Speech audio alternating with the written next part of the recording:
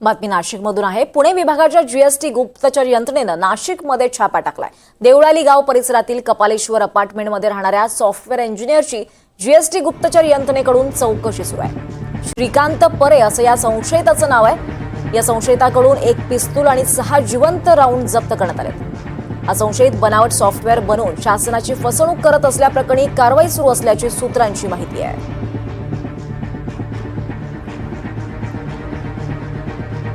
नाशिकच्या देवळाली गाव परिसरामध्ये आज पुण्याच्या जीएसटी पथकाकडून जी आहे ती छापेमारी करण्यात आली आहे।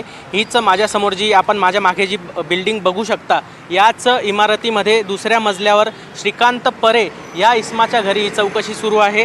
सदर इसम जो आहे तो बनावट सॉफ्टवेअरद्वारे जी आहे ती शासनाची फसवणूक करत होता असं चौकशी दरम्यान समोर आलेलं आहे। आणि सदर इसमाकडे जे आहे ते एक पिस्तूल आणि 6 जिवंत राऊंड्स जे आहे ते सदर इसमाकडे आढळून आले आहेत। हीच ती गाडी ज्यामध्ये पुण्यावरून जे आहे ते जीएसटी पथक पहाटेच्या सुमारास या ठिकाणी दाखल झाले आहे।